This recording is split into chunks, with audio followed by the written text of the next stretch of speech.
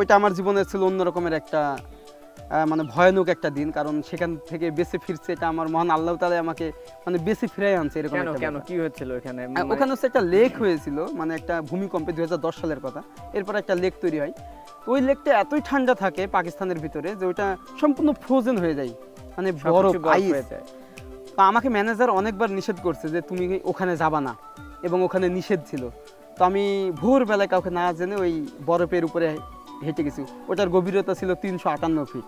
ওই পুকুরটা, লেক, তো সেটা বরফ হয়ে গেছে, এক পাশে পানি এক পাশে বরফ। তো বরফের উপর আমি স্কেটিং করছি। আল্লাহ না করুক সেখানেও যদি বরফ ভেঙে পড়তাম আমি মৃত্যু নিশ্চিত আমার, কারণ আমার আমার আর ওঠার ক্ষমতা ছিল না। আমি নিজেই বরফ হয়ে যেতাম, জমে যেতাম।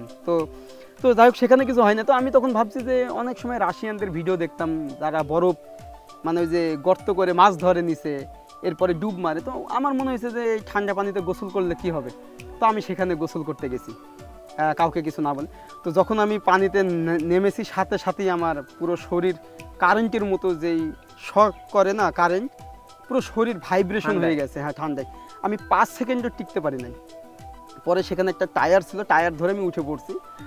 এরপরে রুমে আসি কোনো রকমে। রুমে আসার পরেই আমার পুরো শরীর মানে রক্ত চলাচল বন্ধ হয়ে যায়। এটা অনেক 5-10 সেকেন্ডেই? হ্যাঁ, এটা হাইপোথার্মিয়া বা এই ধরনের কোনো একটা কিছু বলে, ওইটা হয়ে গেছিলো আমার এই 5-10 সেকেন্ডে।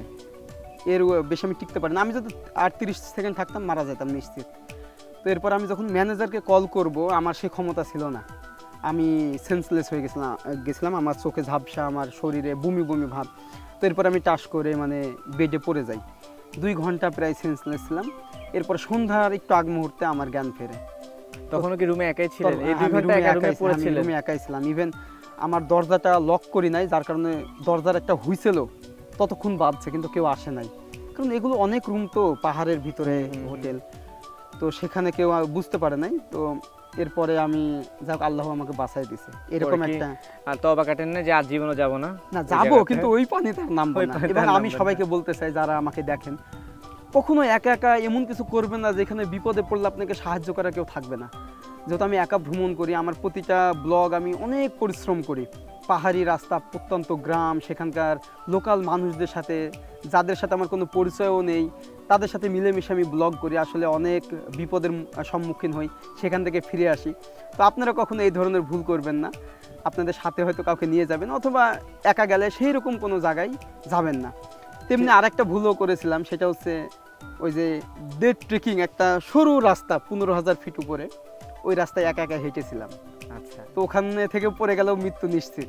খুঁজেও পেত না, কেউ খুঁজেও পাবে না। ফিস পড়ে গেছে। গভর্নমেন্ট, পাকিস্তানের গভর্নমেন্ট এই নিউজও পাবে না যে একটা ট্যুরিস্ট সেখানে মারা গেছে। হয়তো একসময় বলবে যে এই ফিজ ছেলেটা কই, পাকিস্তানে এসে আসে এক্সিট হয় নাই, কই সে, হ্যাঁ এরকম।